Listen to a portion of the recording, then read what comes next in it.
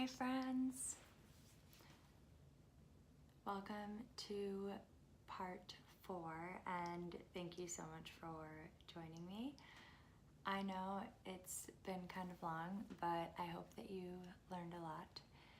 So part 1 was the intro, part 2 is the video that was posted in the beginning of the CNN article. And then part 3 was a little overview of oxybenzone and the oxybenzone magazine, which is pictured behind me. And now to part 4, which is the whole point that we've been trying to get to. Although it's all about the journey, right, my friends? But the CNN article, Sunscreen enters bloodstream after just 1 day of use, study says. And this was written by Sandy Lamott. Shout out to Sandy. And it is such a phenomenal article and really lays things out really well with great insight and a great perspective, I think. Not in the way that like she really took a perspective, but she explained the history and the situation really well, especially with regard to the FDA. Let me explain. So actually I'm going to read the article and out loud, and I've annotated it, and so I'm going to read it and digest what's going on. And if you'd like to see the full backstory, then go to part 1 and to get some insight, part 3, the oxybenzone magazine, and part 2 for digesting the video, which is only a 1:30 video basically, but it ended up being a pretty long video. However, in this video, we are reading the CNN article. So, it starts by saying, it took just 1 day of use for several common sunscreen ingredients to enter the bloodstream at levels high enough to trigger a government safety investigation, according to a pilot study conducted by the Center for Drug Evaluation and Research, an arm of the U.S. Food and Drug Administration. The study, published Monday in the medical journal JAMA, also found that the blood concentration of 3 of the ingredients continued to rise as daily use continued and then remained in the body for at least 24 hours after sunscreen use ended.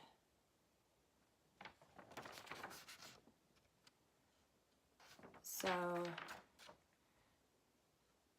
takes just 1 day for several common sunscreen ingredients to enter the bloodstream at levels high enough to trigger an investigation, and also the concentrations of 3 of the ingredients continued to rise as use continues and remained in the body, which it'll explain further on.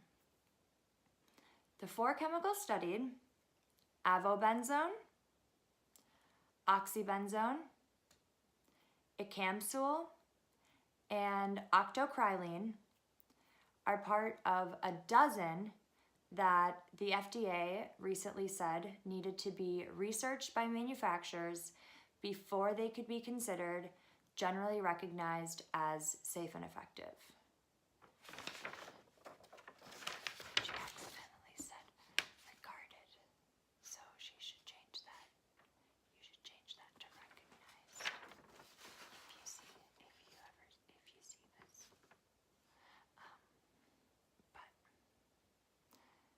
So the big thing with that is that right now the FDA is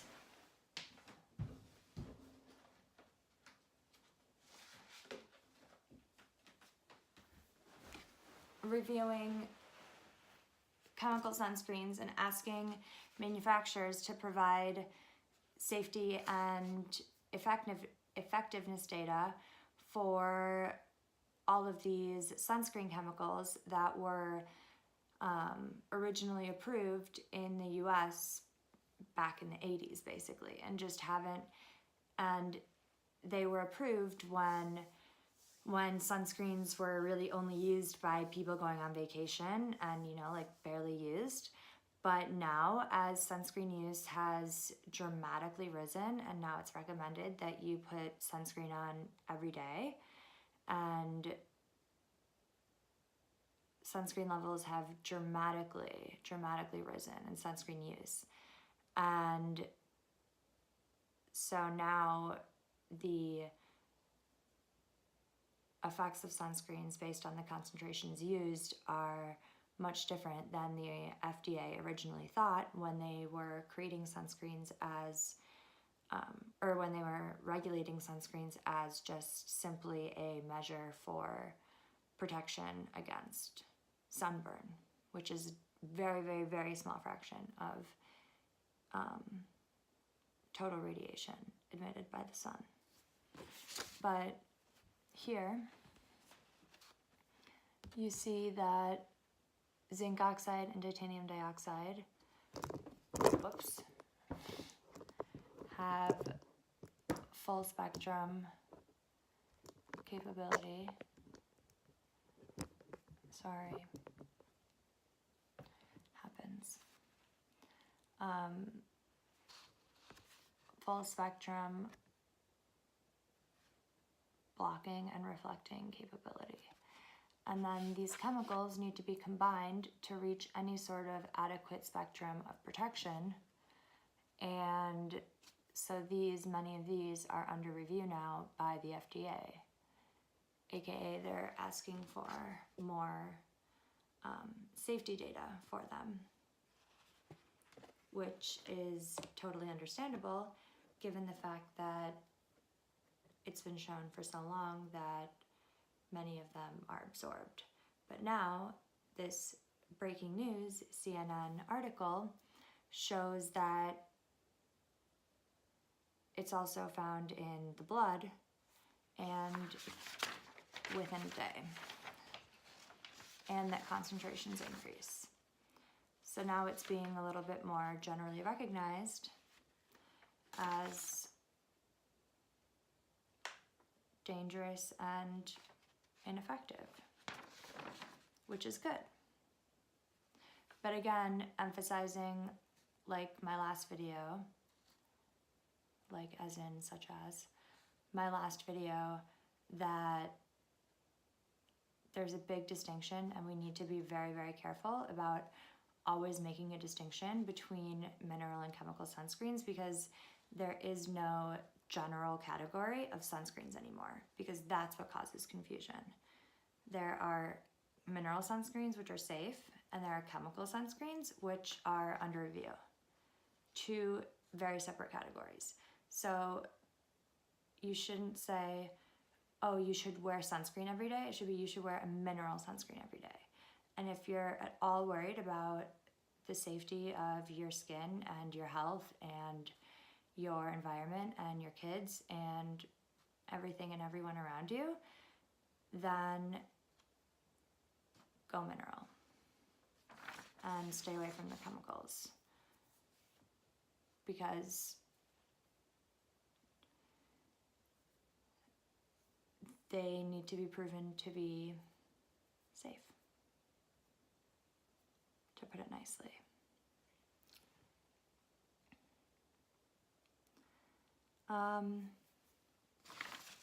The article continues.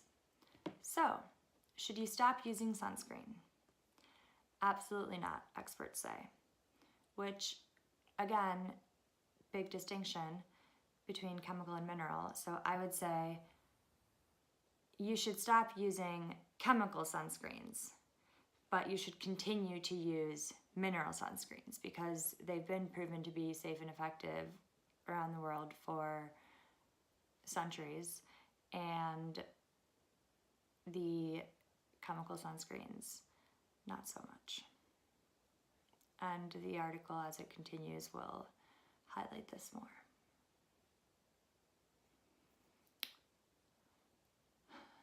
Continues on.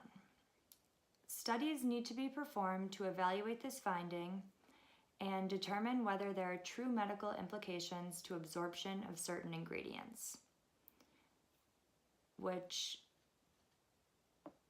studies have been done for decades that have shown the absorption of these ingredients, as you saw previously in part 3 in the oxybenzone magazine. Decades of studies, and they all show the same thing. And they do show the true medical and real-world implications to the rapid absorption and bioaccumulation of oxybenzone. Said Yale School of Medicine dermatologist, not all that stuff that I just said, but before when he said, studies need to be performed to evaluate this finding and determine whether there are true medical implications to absorption of certain ingredients, said Yale School of Medicine dermatologist Dr. David Luffel, a spokesman for the American Academy of Dermatology, which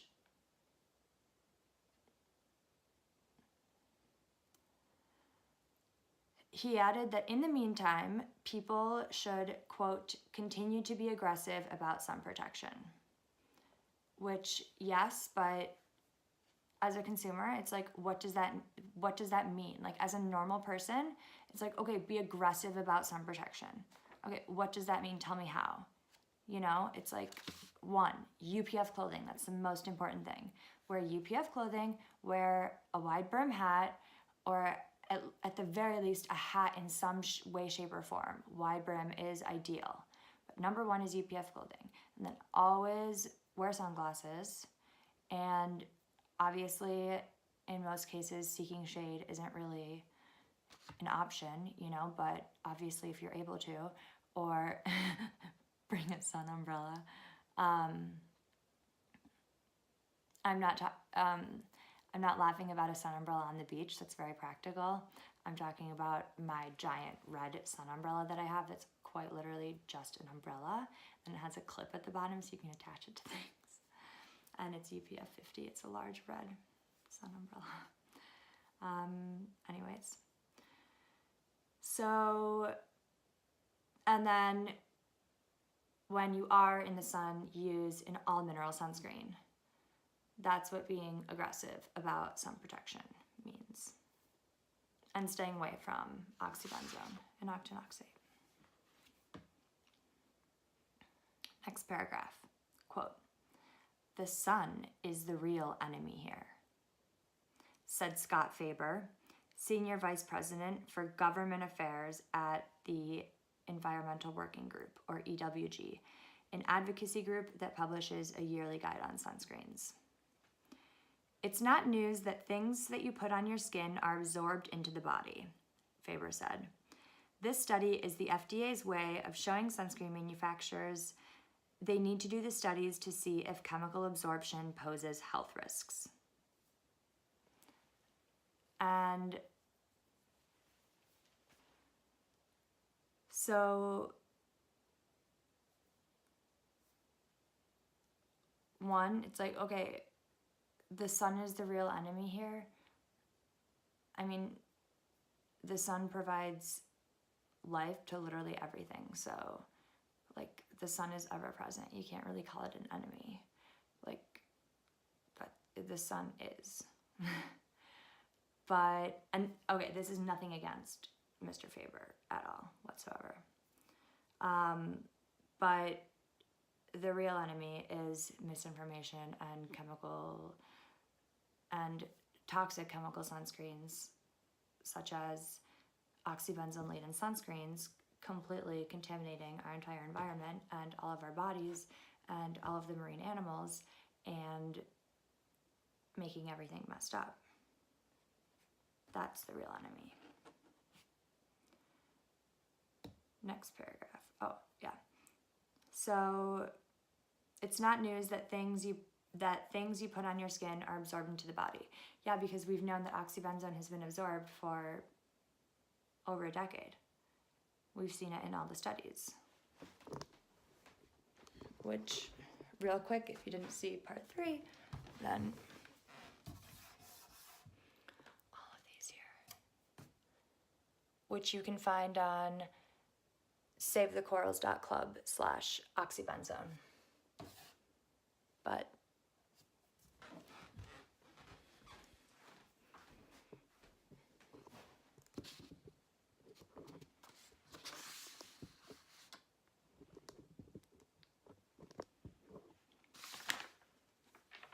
next, the need to screen. According to the Skin Cancer Foundation, more Americans are diagnosed with skin cancer each year than all other cancers combined. That's crazy. Around the world, melanoma ranks as the 19th most common cancer in both men and women, the World Cancer Research Fund says. In the United States, sunscreens were originally approved as an over-the-counter solution to sunburn. This is very important. In the United States, sunscreens were originally approved as an over-the-counter solution to sunburn. And that's it. It was all about just sunburn, because that was the only threat that we really saw at the time. They came in 2 types. One using chemical combos to filter the sun. So chemical combos. So you have to combine the chemicals, remember, to filter the sun. The other using minerals to block the sun, such as titanium dioxide and zinc oxide, which leave a telltale white coating. At least now I'm just saying this, which historically they have left a telltale white coating, but now that we have micronized zinc oxide and titanium dioxide and different properties and ways to mix them in ways that make them more cosmetically elegant. I'm sorry, that was not a very elegant way of saying it, but you get the point. Back to the article. With many people not wanting to sport a white tint, the popularity of the chemical sunscreens soared, obviously. Because of the way that they were used at the time, there wasn't a lot of concern about a potential health impact because they were rarely used, obviously. But that soon changed, and the FDA began to ask the industry for safety testing, said David Andrews, senior scientist at the EWG. Quote, "They are originally used in small quantities to prevent sunburn on vacation," Andrews said. "Now they recommend applying these every day, applying them to large parts of your body, and the FDA began raising concerns." End quote.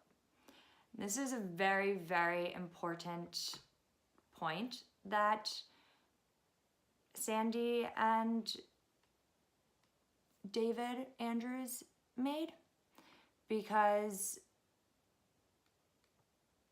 again, this is all just due to the change in the way that sunscreens are now being used. Originally, they weren't being used so much, and you think, oh, when you use things that are potentially harmful in small concentrations, then it's not that big of a deal, and whatever, it's just a little bit, like your body gets rid of it, the system gets rid of it, it's fine.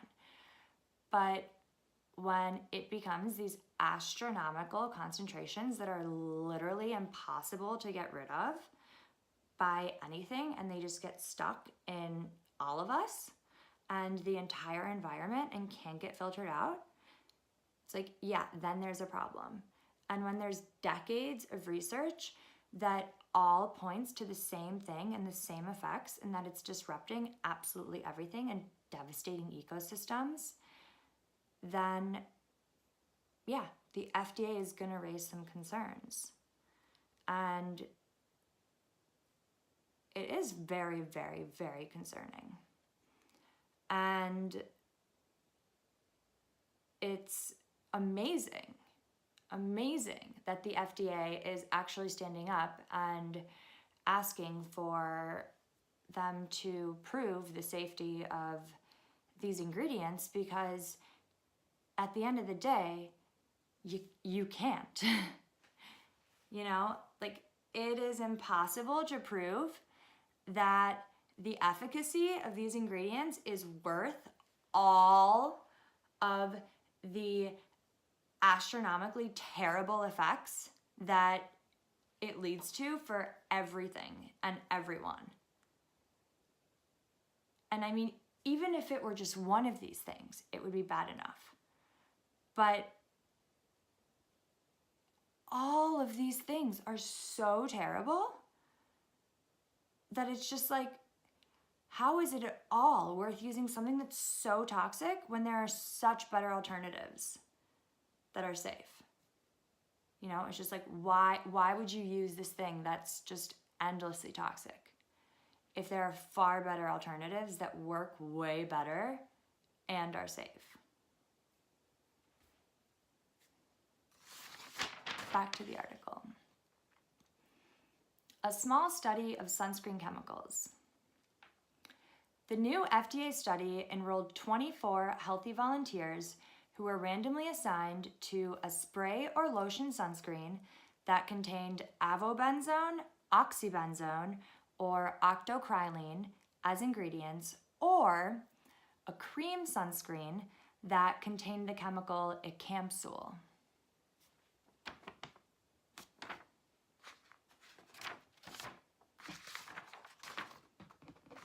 So I actually drew it out a little bit here because I'm a visual learner. I like to try things out to fully understand them. All right. So again, 24 healthy volunteers who are randomly assigned to a spray or lotion sunscreen that contained those three chemicals, the oxybenzone, avobenzone, or octocrylene, or the cream that had the ecamsule. And the volunteers were asked to put their assigned sunscreen on 75% of their bodies 4 times each day for 4 days. 30 blood samples were taken from each volunteer over 7 days. So again, they're asked to put their assigned sunscreen on 75% of their body 4 times a day each day for 4 days. And now if you're on vacation, you're just wearing a swimsuit, yeah, you're gonna be putting this stuff on at least 75% of your body. And if you're following the directions that say reapply every 2 hours or every time after swimming or, you know, sweating or whatever, or heavy activity, then you're gonna have to be reapplying it 3 times or putting it on 4 times. You know, because you're gonna be sweating and swimming and 2 hours pass, another 2 hours, you know? Like, that happens easy. Plus, when you're using a spray, you're using so much more sunscreen because 80% of the spray is just going in the air, aka when it goes in the air, it not only goes on other people and potentially in your lungs, but also if you're on the beach, for example, then in the sand, which then gets washed into the ocean. And if anywhere else, wastewater treatment plants, and again, goes back into the ocean.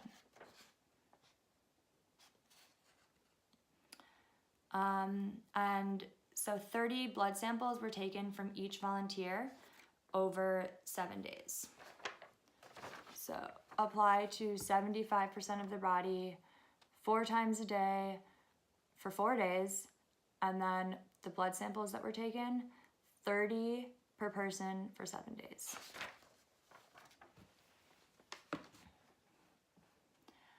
Of the 6 people using the capsule cream, 5 had levels of the chemical in their blood. 5 had levels of the chemical in their blood considered statistically significant by the end of day 1. So of the 6 people using the capsule cream, 5 of them, almost all of them, had levels of this capsule in their blood considered statistically significant after just day 1. For the other 3 chemicals, especially oxybenzone, all of the volunteers showed significant levels after the first day. So that means of the 24, 6 were using the capsule cream, right? 18 were using either the sprays or the lotions with one of these other 3 ingredients, oxybenzone, avobenzone, and or octocrylene, and all of them, after the first day, showed levels in their blood that were statistically significant. However, oxybenzone was the one that was by far the highest and that really stood out. Continuing, and now I quote. So all of this has been quote, but has been like, me quoting from it, except for the parts where I go off on my own. But this is Andrew's quote now. Looking through the results tables of the study, one thing about oxybenzone stood out, Andrew said. Oxybenzone was absorbed into the body at about 50 to 100 times higher concentrations than any of these other 3 chemicals they tested. Again, oxybenzone was absorbed into the body at about 50 to 100 times higher concentration than any of the other 3 chemicals that were tested.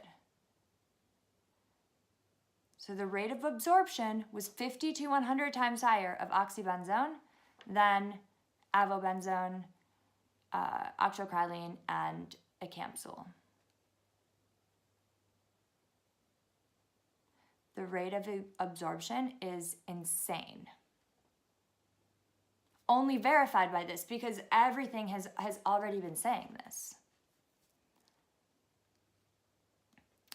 It continues to say, in 2008, the U.S. Centers for Disease Control and Prevention analyzed urine samples collected by a government study and found oxybenzone in 97% of the samples. That's what we were referencing earlier with the 96.7%, the CDC study.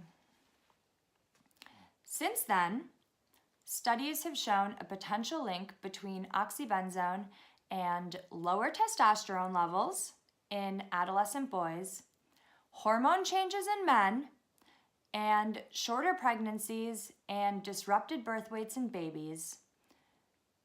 But researchers caution about assuming association, obviously, because they're researchers and they need to have everything be absolutely, certainly accurate 1000%.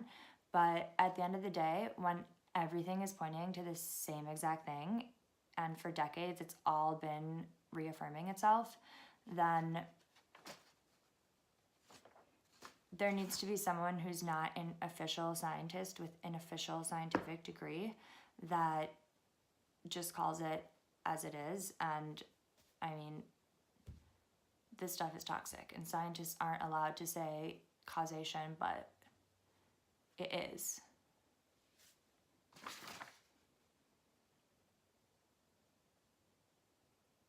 So again, since then, studies have shown a potential link between oxybenzone and lower testosterone levels in adolescent boys, hormone changes in men, and shorter pregnancies and disrupted birth weights in babies. Which, again, we talked about here. Of all the sunscreen ingredients, oxybenzone is known to be the most common cause of contact allergies. A 10-year-old study found that 70% of people had a positive patch test when exposed. So again,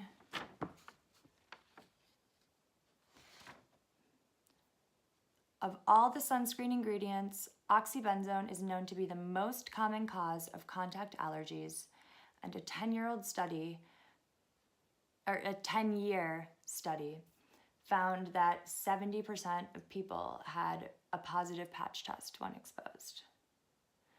And a Swiss study found oxybenzone, or one of 4 other sunscreen chemicals, in 85% of breast milk samples, sparking concern that newborns could be exposed, which, yes, they are, because it's been proven in, for example, lactating mother dolphins that it contaminates the mother's breast milk and infects the baby dolphins.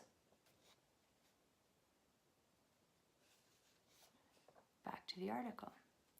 And Hawaii, the Pacific nation of Palau, and Key West recently banned sunscreens containing oxybenzone and octinoxate because they cause coral bleaching and are dangerous to marine ecosystems, which is why it was so pressing for them to ban it. However, it was that alongside all of the other terrible effects that it has, but they are most prevalent in the delicate and ever so valuable marine ecosystems of these island nations, which is why it was so important for them to do it right away. And for example, Hawaii, my coral postcards, but they've only lost 60% of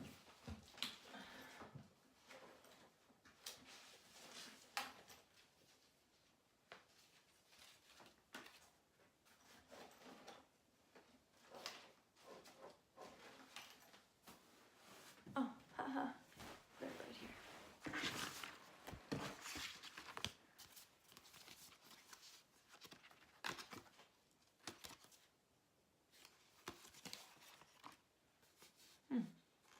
So they've only lost 30%, my apologies. So they've only lost 30%, they have 70% of their corals remaining, and that's largely because of the fact that they're so careful and that they banned these chemical ingredients. And actually, when we were snorkeling, then you could totally see that, for example, in Kapalua Bay, where it's famous for being completely devastated from all the oxybenzone contamination, and I mean, I could see everything was just completely dead, but there were a couple little corals that were growing back and a few little sea urchins, and there was a turtle that I swam with that was really nice. And so, you know, you can see that in these places where the bans have taken effect, there is starting to become hope. And there would not be hope if everybody was still contaminating it with oxybenzone. And with oxybenzone, there is no hope. Without oxybenzone, there can be hope. That's the bottom line of it.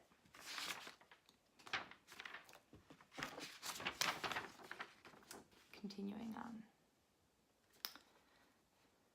The European Union has mostly replaced oxybenzone in its sunscreen products with newer, more protective substances that block out more of the dangerous UVB and UVA rays.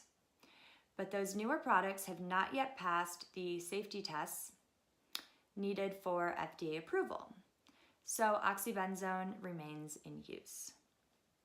In fact, a 2018 report by the EWG estimated that it was in 2/3 of all chemically based sunscreens sold in the US, which actually another study found that it was in 68% of all sunscreens in the US. But however, this one is more recent, so 2008 finds that it's in 2/3 of all chemically based sunscreens in the US. That's insane. So it's everywhere. And again, millions of pounds every year, just in the US. And it's bad for you not only when you put it on and when you enter the sun, because it releases free radicals and oftentimes causes really bad allergies, but also it's rapidly absorbed and then acts as an endocrine disruptor and disrupts everything around it. And it's bioaccumulated.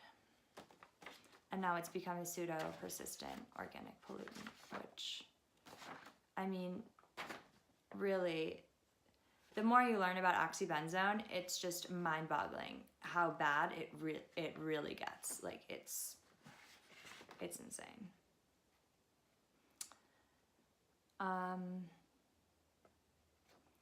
So yeah, this isn't as big of a problem in the EU because they have different chemical sunscreen filters that are more effective than our chemical sunscreen filters. But the sunscreen companies have not yet provided the proper safety tests for them to be approved by the FDA and have them brought into the US, particularly because until now they didn't have a problem because everybody was fine with oxybenzone. But now that people are starting to become aware of this, it's the perfect opportunity for these big companies to bring these European filters in and actually provide the safety testing for them, as well as there being independent testing for the safety and efficacy of various sunscreens. Continuing. Protect yourself from the sun.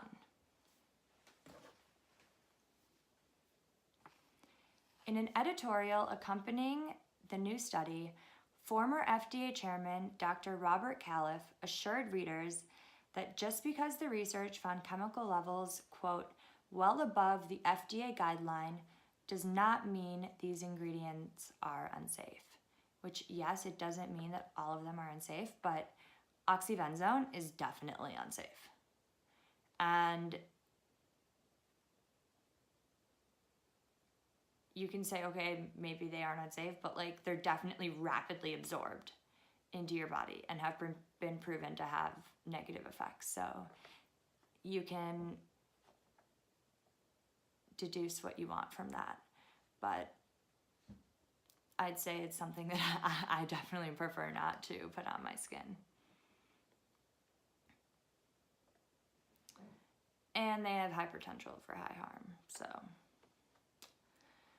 The Personal Care Products Council, the National Trade Council for Sunscreen, Cosmetic, and Personal Care Products, agreed in a statement, quote, the presence of sunscreen in plasma after maximal use does not necessarily lead to safety issues, said Alex Kautz, chief scientist for the council.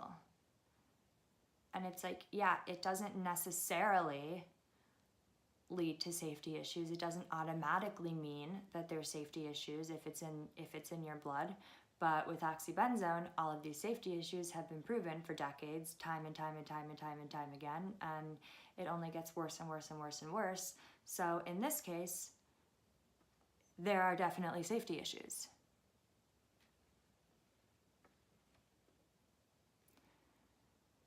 Next, quote.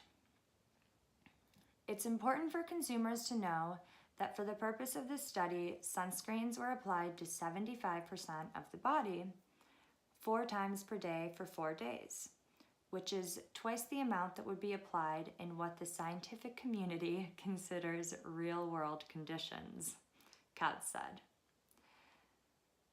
Which it's like, okay, what about kids and what about how they are so much more susceptible and their rates of absorption are so much higher, and they don't yet have the metabolites to break this stuff down.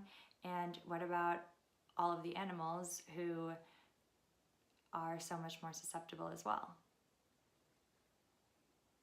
And it's like, if you're using twice as much as like what is quote unquote recommended of quote unquote a product that's supposed to be protecting you, then that shouldn't make it toxic. You know, it's like, if it's a product that's supposed to be protecting you, then using more of it should not lead to it all of a sudden becoming unsafe. Like, no. It should never have the chance of being unsafe in the first place. Like, if it's supposed to keep you safe, then it should never be the vehicle through which you are becoming unsafe. It should never be one of the greatest threats to you, the thing that is supposed to protect you. And that should never be happening to you, yet it is in many cases.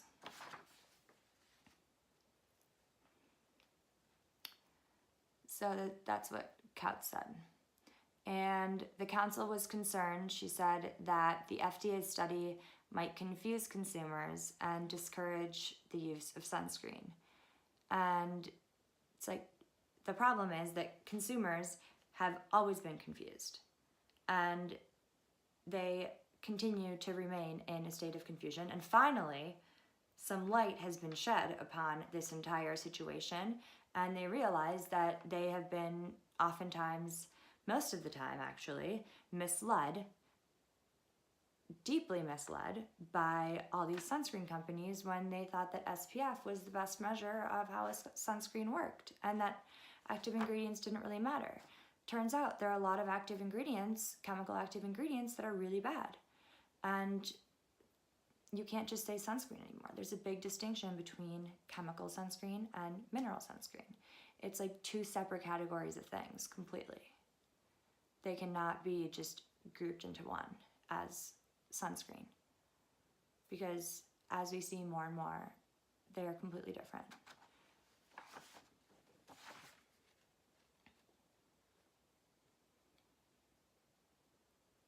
Returning back to the article.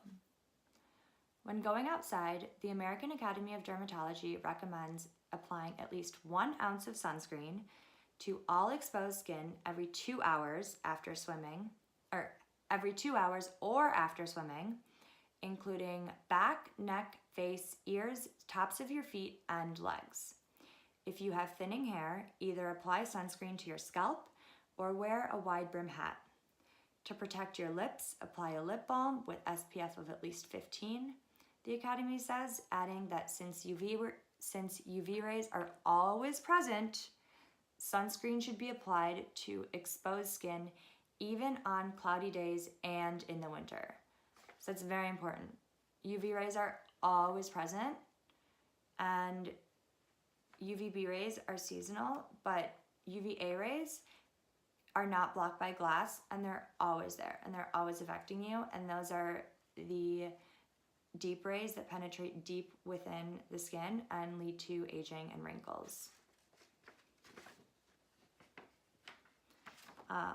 Which, again, is something that a sunscreen should definitely protect you from, and SPF is only protecting you from the burn, which is a very small part of the whole thing. All right, we're close. So this is all we have left. So here is the big infographic from the Spot Me campaign of the AAD, which says, say yes to sun protection, say no to skin cancer. Skin cancer is the most common cancer in the US.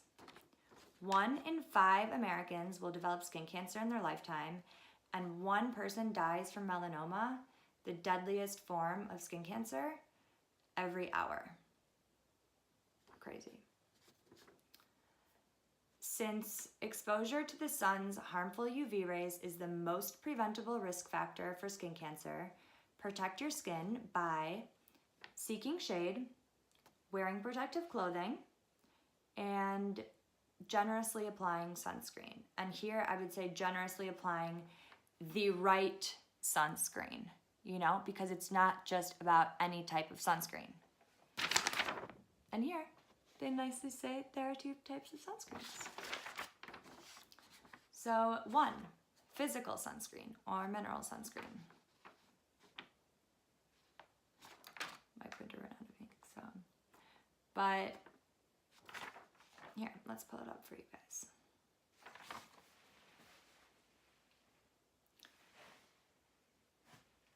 One sec, let me grab my iPad. All right, we're back.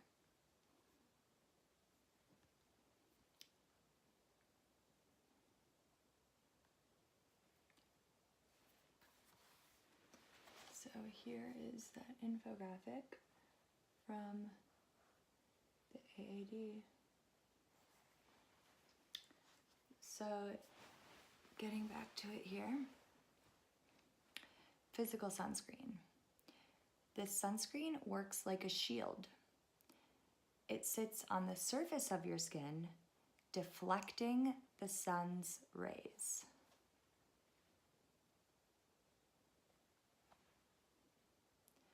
Look for the active ingredients zinc oxide and/or titanium dioxide. Opt for this sunscreen if you have sensitive skin. So again, this sunscreen works like a shield. It sits on the surface of your skin, deflecting the sun's rays like a shield. And the only 2 physical or mineral active ingredients are zinc oxide and titanium dioxide. Those are the only 2. And then chemical sunscreens, there are many since they're man-made, and they need to be combined because they only absorb a small range of UV radiation, as you can see. Chemical sunscreen, and I love how they explain this. Chemical sunscreen works like a sponge by absorbing the sun's rays. So physical sunscreen is a shield, and chemical sunscreen is small range, and it's a sponge, and it absorbs. Look for 1 or more of the following active ingredients for chemical sunscreens. The first one stated, oxybenzone, avobenzone, octosalate, octocrylene, homosalate, and octinoxate. This formulation tends to be easier to rub into the skin without leaving a white residue. Yes, so it tends to be easier to rub in because they're chemical. They also tend to be more greasy. But again, it's telling you to look for the ingredients that are killing the reefs. So I'm not sure if that's on purpose but maybe because it's the most common chemical sunscreen ingredient, that's why they say oxybenzone. But I mean, it's like you shouldn't be using oxybenzone in the first place. Continuing on. If you have concerns about certain sunscreen ingredients, use the information above to choose an alternative that works for you. As long as it's broad spectrum, water resistant, and has an SPF 30 or higher, it can effectively protect you from the sun. Make sure you reapply every 2 hours or after swimming or sweating.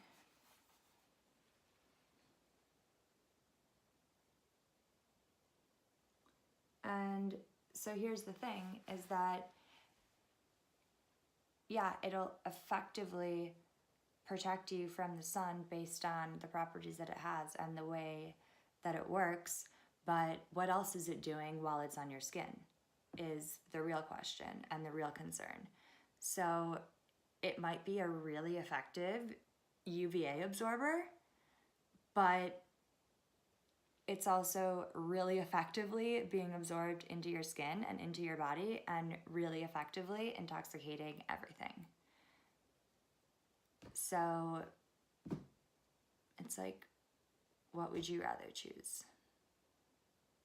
How about something that sits on the surface of your skin and doesn't cause you harm or the environment? Just sounds like a smarter choice in every way. And I don't understand why this is not being made more clear. Which is why I'm trying to help. I hope this is helping. I'm sorry it's so long. But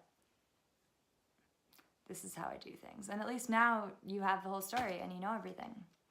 And it's like, it's all explained. It might be like an hour or two or whatever, but it's better than like spending all that time, you know, trying to do independent research and put things together that don't make sense. That's kind of my thought. And then at the end here, they say, if you have questions about how to protect your skin or choose a sunscreen, talk to a board-certified dermatologist or learn more at spotskincancer.org.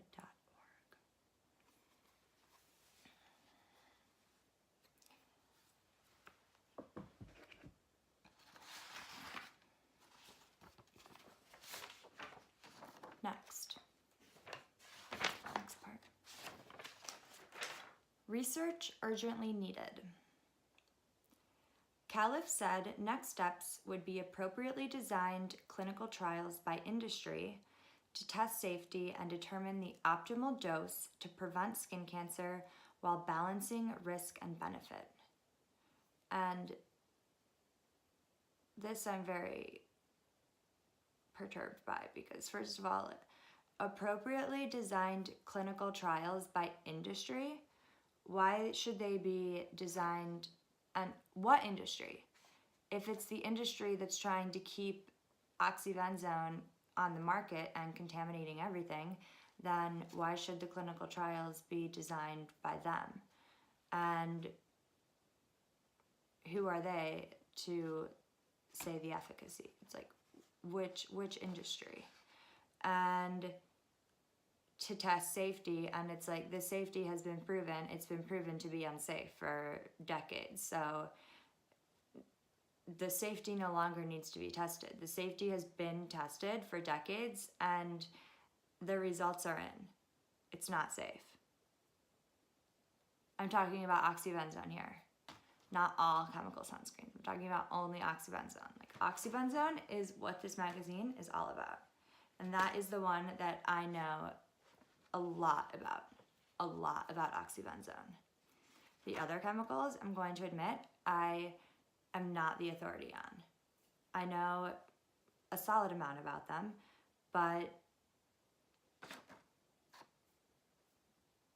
you know, oxybenzone is the one that I do know very, very well. And I'm telling you that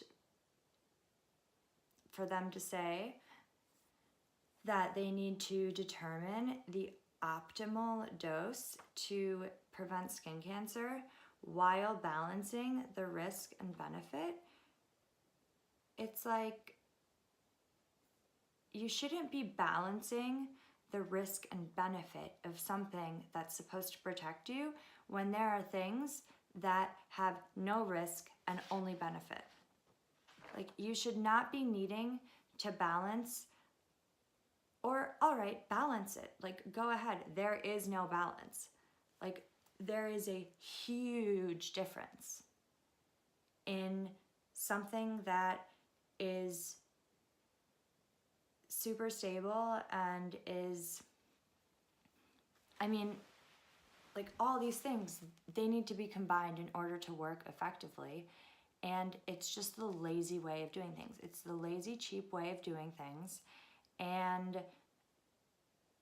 really, really risky, clearly, if there's oxybenzone in it. And for them to say that they need to balance the potential gain of using these chemicals, which at the end of the day, they release free radicals. So it's like the harm greatly outweighs the benefit so drastically. And the other thing is that there are far better alternatives that actually are safe and do work really well. So it's like, why are we even discussing having something that works far less effectively and has so many risks associated with it, so vastly spread throughout the market? Like, why are we even talking about it? It doesn't work as well as most other things, or at least as well as zinc oxide and titanium dioxide, which are safe. So why should it be used if it's killing everything? And it's been shown to be doing all these things for decades.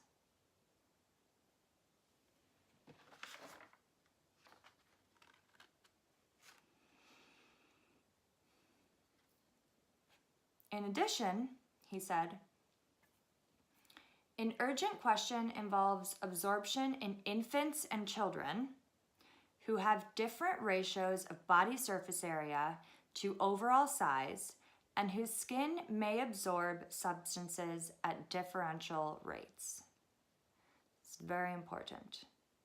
Again, in addition, he said, an urgent question involves absorption in infants and children who have different ratios of body surface area to overall size and whose skin may absorb substances at differential rates. In human terms, kids are way more susceptible and their skin is way thinner and their bodies cannot process these chemicals like adults or people who are more grown can handle these things and potentially expel these toxins. And children are going to be far more affected by it, particularly infants, babies, who have built up no resistance to anything, and they should be kept out of the sun. But if they are in the sun, really, really, really only use a mineral sunscreen. Like, really, really, absolutely. But again, so many of these sunscreens with these chemicals, particularly oxybenzone, are being used on people with very, very sensitive skin, including infants and children. And the problem is that all of these effects become way more clear in the second generation. Like, there's second generational shifts and changes, and because all of this is cumulative damage from cumulative constant exposure, and it's only increasing. So you can only imagine how bad it's going to be, especially if we continue with this. And the corals are the thing that really show what the status is. And we can't wrap our heads around how much we need corals, which is why I created the coral postcards, and I need to record like shorter videos quickly explaining why corals are so important instead of just ranting and raving on about them forever. But again, I'm getting sidetracked. We're almost finished. The Personal Care Product Council's statement said that the industry has offered, quote, state-of-the-art toxicological safety approaches as alternatives to the FDA's testing method, and then quote, "We look forward to our continued work with the FDA to ensure that consumers have access to products containing a broad variety of sunscreen active ingredients," Couch said. It's like, why wouldn't you say that you'll continue to work with the FDA to ensure that consumers are safe, instead of that they'll have a wide range of sunscreen filters, most of which are very unsafe, and they're not being told that? Like, why don't you say we want to work with you to make sure that we actually have the testing to make sure that these are safe and that we're not contaminating people in the environment, which in fact we're doing, and all the studies have proven for decades that we have. To continue. While science continues to answer questions about sunscreen, Calif and other experts call for the public to continue to protect their skin from the dangerous rays of the sun. The Environmental Working Group recommends choosing a mineral sunscreen containing titanium dioxide and zinc oxide when possible, while the American Academy of Dermatology recommends talking to a board-certified dermatologist if you are concerned about the safety of sunscreen's ingredients, which we won't get into, but if you want to learn a little bit more about that, you can check out my AAD video about it. But we have like one more paragraph to go. So, and again, Calif and other experts call for the public to continue to protect their skin from dangerous rays of the sun. And again, to emphasize, UPF clothing, wide brim hats, sunglasses, and mineral sunscreen on exposed areas if you need to be outside. So continuing. Both organizations say there are ways to protect yourself and your family other than sunscreen. Seek shade, especially between 10 a.m. and 2 p.m. when the sun is at its hottest and whenever your shadow is shorter than you. Use protective clothing such as long sleeve shirts and pants and a hat with a wide brim, and don't forget the sunglasses. Side note, the darker the color, the better for clothing, and the tighter the weave, the better the protection as well. I'm continuing. Last sentence, quote, "It's seeking shade, using clothes, and when necessary, using sunscreen," Andrews said, "but not using sunscreen to prolong your time in the sun," which I think is such a great quote. So it's all about seeking shade and using clothes, and when necessary.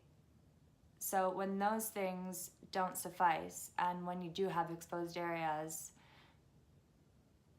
obviously you need to use sunscreen, but you should be using sunscreen as one of the many lines of defense, and trying to use other methods as your primary lines of defense, because at the end of the day, they're more effective. Like, wearing UPF clothing is more effective than putting sunscreen on your body, because chances are much higher that you'll miss a spot putting sunscreen on than if you just have a long black tight weave UPF shirt on, and then have sunscreen on your face and neck. You're using way less sunscreen as well, and if it's not such a good sunscreen, then you're contaminating the environment less with it. And then to kick it off, he says, "but not using sunscreen to prolong your time in the sun." So again, sunscreen is not something to be used so that you're able to be out in the sun and tan for longer, because that's always unhealthy. and you should never intentionally seek the sun, which, yeah, I did it for like 10 years. I know, but now I know. And so really, and I mean, you can feel it. You can feel it. You can feel the sun and the radiation burning you when you're outside under the sun, always. So always use other sun protection measures such as seeking shade and UPF clothing and Vibram hats and sunglasses and all of those things. And then also use sunscreen. And so I will leave that for this CNN article video because it's already been so long. But thank you all so much for watching. I truly, honestly do appreciate it, and I hope that you appreciate this video and learned about this more in depth, and it helped to clarify some things for you. So with that, I will say goodbye to you all. I love you, and practice safe sun protection and sunscreen use, especially in May, which is Melanoma Awareness Month. All right, love you all. Bye.